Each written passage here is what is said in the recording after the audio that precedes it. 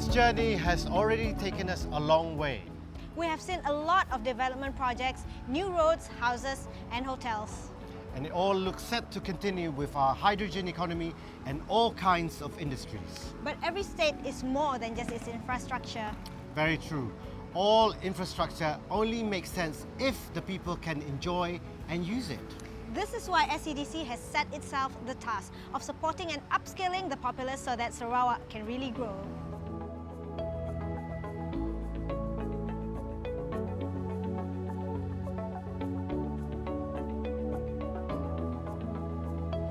Function of SEDC at that time was based on the new economic policy, right? And the policy is designed in such a way that you are giving assistance to the emerging Bumiputera entrepreneurs. So that's why SEDC was formed, and SEDC from the start, from the leadership of Dato' Amin Satem, and then later on Sofian, Effendi, and right up to the present leadership. Situation has changed. The business and environment also changed, so SEDC has to adapt to the changing business environment. And they managed to have a lot of new entrepreneurs, whether in retailing, manufacturing, particularly in the SMEs. I think they have done quite well among the Bumiputeras. You know, entrepreneur development is one of the pillars of the setting up of SEDC. You go to any SEDCs throughout Malaysia, they have a very, very strong, firm stand on entrepreneur development. And it's basic. When I first joined SEDC, people asked me, what is your focus? I said, entrepreneur development. We want to see entrepreneurs becoming unicorn. It means to say there will be others following in their footsteps, right? And this is basically the theory that has been set as the development process of entrepreneurs, from starters all the way to to being the unicorn. Be together with them. Let us grow together with them through our participation in that company. Give them another push with the funds that are made available through SEDC. There are two types actually. One is directly from SEDC. Another one, second one is we are doing on behalf of ministry. For example, under the Ministry of Mintred and also SFS lah.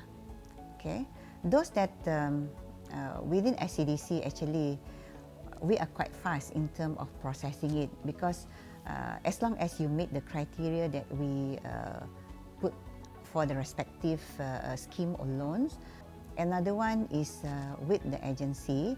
That one is, our role is only processing, but the approving authority is at the ministry level. Okay, the process is actually quite easy. The first thing, they must have one. First one is the business itself, and the second thing, they must have the license, trading license. When they have these two, they can eligible to apply for the loan or bantuan or the grant from SEDC lah. Alhamdulillah, SEDC sangat membantu. Alhamdulillah, dari mula kami bermula berniaga, SEDC adalah agensi yang pertama yang kami involve untuk mengikuti kursus, berkenalan dengan pegawai-pegawai, berkenalan dengan perkhidmatan yang diberi SEDC untuk usahawan-usahawan. Sebab kita lagi baru kan, kita kurang modal ngaku dari segi marketing, dari segi alhamdulillah. Kursus-kursus SEDC tawarkan sangat membantu dan mengembangkan, terutamanya semenjak PKP tu bisnes ada down. Alhamdulillah dapat bantuan pinjaman. Now dapat lagi lah, modal lagi untuk meneruskan perniagaan dan melebarkan lagi, insyaAllah masuk AEON seluruh Malaysia. Saya tahu bantuan ni dari saya tengok dalam berita lah, laman web semua ada dekat Facebook. Lepas tu saya ada address dekat SEDC. Saya pun selalu bertanya, apa produk you boleh bantu untuk macam Bumiputera kan, dari segi geran lah. Satu geran dia macam geran barang, Kalau kontraktor dia 10,000, you kena pilih barang apa you nak kan. Macam kalau beautician tu dalam 5,000 grant, saya pun sudah dapat grant dari SEDC. Pertama untuk beautician saya, dengan second untuk kontraktor lah. Itulah kelebihan dia. Kita bekerjasama, kita mesti tahu dari semasa ke semasa lah apa produk dia boleh kasih dengan usahawan. Kena alert selalu. Mesti kena alert sebab kita usahawan kan. Government boleh bantu untuk mengembangkan bisnes. Dari geran ke, kadang-kadang mereka ada menyalur macam meminjam duit dari SEDC. Dia kadang dalam 10K macam tu, 10K tak ada bunga lah, tak ada faedah. So you boleh bayar monthly. Kalau bayar bagus, dia akan selalu bagi tahu suruh you loan lagi lah untuk kita punya modal. Saya disokong oleh SEDC melalui bantuan seperti bantuan putra. Saya ada memohon bantuan putra yang dimaklumkan kepada saya dan diberitahu oleh pihak SEDC, pegawai SEDC, dan saya ada memohon. Itu adalah satu daripada bantuan yang saya terima dari SEDC setakat ini. Bantuan pertama sidak yang beri dengan kami barang, tak cila, tak freezer, pakai penimbang, beri sidak yang kami mula-mula. Lepas dia bantuan keduanya, pinjaman duit dengan kami 10,000. Bos kepada SEDC Miri lah, suggest lah pada cuba apply program Sintek daripada SEDC dengan loan 200,000. So kami orang cuba and si sangka je memang lulus dengan bantuan. Mungkin saya ada bantuan, kemungkinan besar akan susah mau buka lah di situ. Sebab kini tu cun-cun dengan kena COVID, orang kena COVID, kaya mau buka, sangkut modal, and then kami orang perlu bantuan SEDC. Dengan bantuan SEDC, orang dapat buka di situ lah, dan teruskan.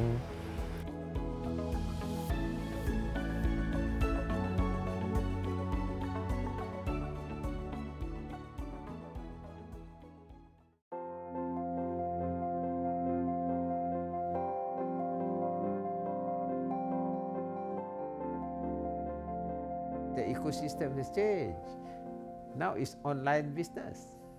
It's just matter of you producing something for the market. And to reach out to market, then you have to use technology, especially now talking about online. Because if you have your interactive interface with entrepreneurs in ASEAN, ASEAN is 640. Then the market is yours. It's a matter of deploying technology. So the new entrepreneurs cannot rely on the SEDC alone. Actually, we got a lot of seed capital from the bank. As long as your business is viable and you start new thing, that's what people call it startup. You have new thing, and then you test the market through your online business. If there is a response, then you proceed. But I would urge them to focus. We have also to develop the very strong aspect of transformation, right? The change in transformation has to start from the IT, digital transformation. And digital transformation is definitely the way forward. I mean, look, COVID has actually accelerated, the growth of the digital economy, and even those who have never actually used the online trading or online marketing of their products have gone into this online marketing full swing now. Those who have not sold any single product online, now they have sold virtually their entire products online, right? And this is the thing. And then I think there are companies who have actually brought in digital experts to be their chairman, to be their senior executive, to nothing short of transforming that sector so that that would be a platform for the growth of other sectors, right? Be it entrepreneur, be it the strategic process of the company itself, it has to be digital, right? So the government is again right in rolling out that digital transformation plan by providing the right infrastructure and the right incentives for that digital economy to flourish. And I see that as the only way forward, really. Most importantly, I think our entrepreneurs need to understand that the trust in your products must be built, right? And it has to be built through consistent product development, good packaging. It's not just enough promoting it, but you feel in terms of the quality of the products that you deliver. So it's all about bringing the whole ecosystem of the market development must be put in place.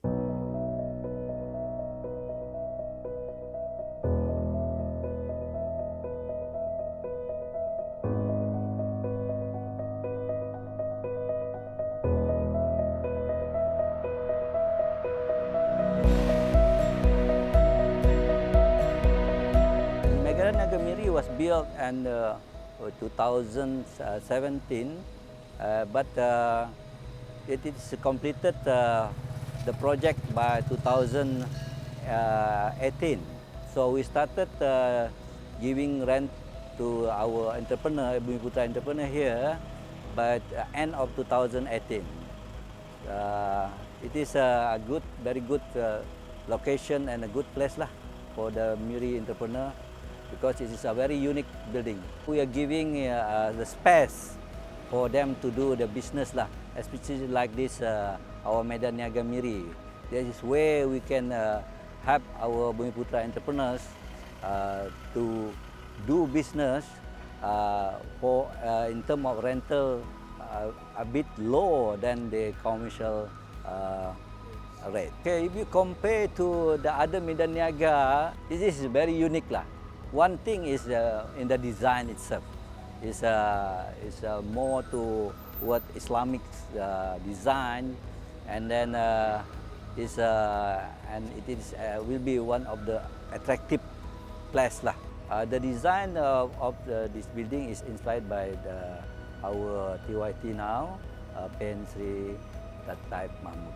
And you compare with the other Bandar Niaga from other division, say Bintulu or Sibu, this is, I think, is the biggest one because we have 3 stories.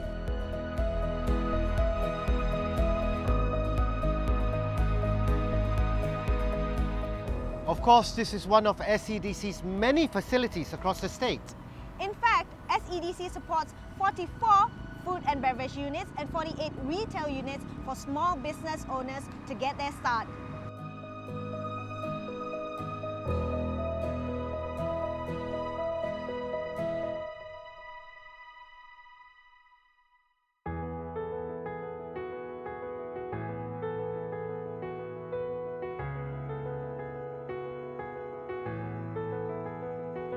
It definitely is an advantage to have a young, organization in terms of the workforce.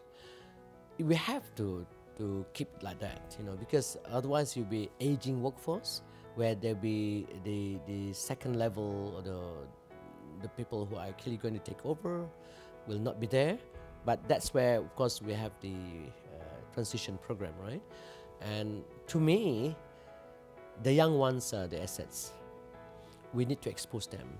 In SEDC, we have the mentoring program, the mentor-mentee program. And we have what we call the SEDC person. The SEDC person, we want to make this, wherever they come in, whichever state they come in, be it the middle level, be a person with experience coming in, a person, a starter, graduation, fresh graduates from local universities or diploma holders or whatever, whichever level, even those without degrees, for instance, coming in at the different levels of the employment, they need to embrace the SEDC person status, right? And what is the key to that? They have to have high integrity.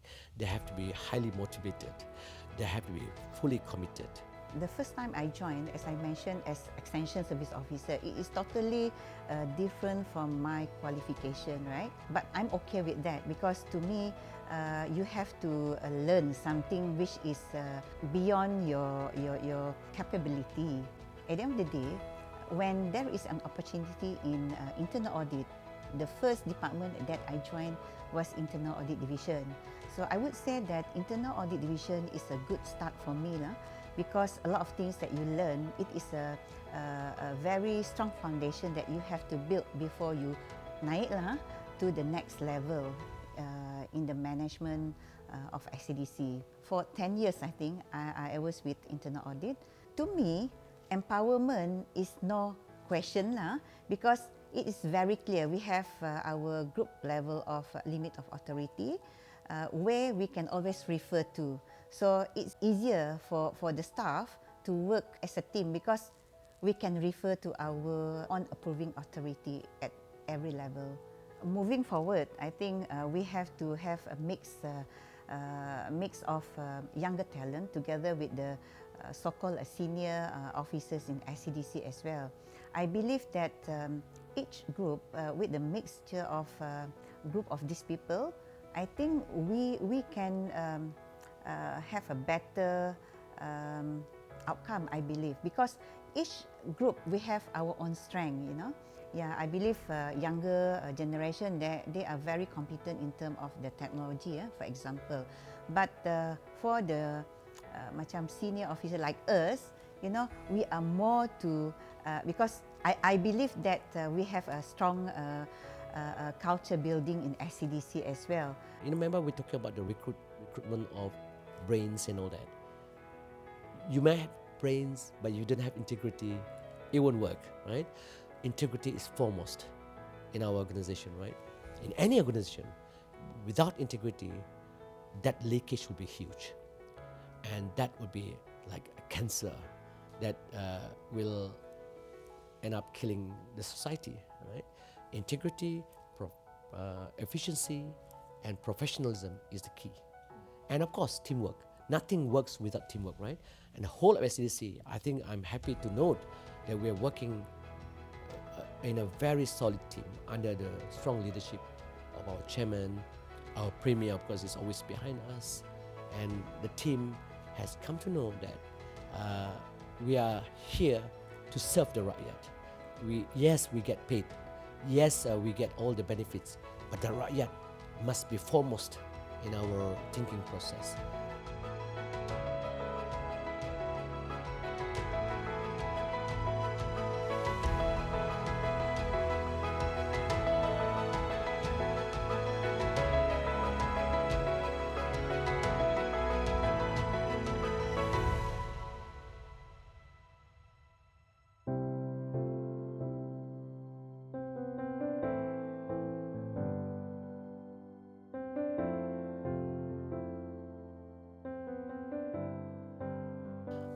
Love in the Box, and there's so many. We have never failed having sessions during Ramadan with the TYT, with the premier, you know, bringing smiles to the people who are less fortunate.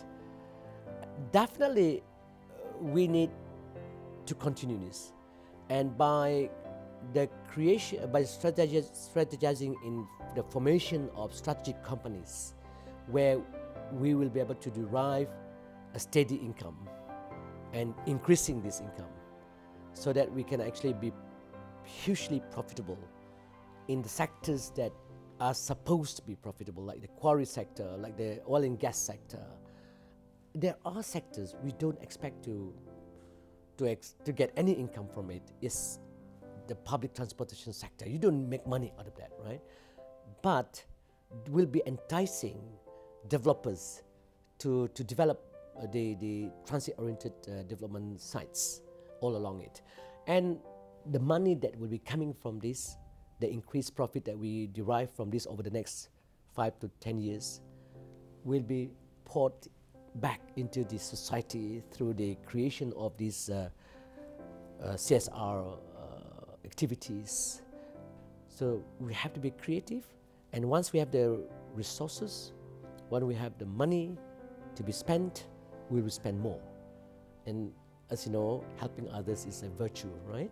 And we hope that we can actually continue to do that. And we promise the rakyat that SEDC, being a government trusted entity, will definitely be the execution arm of the government.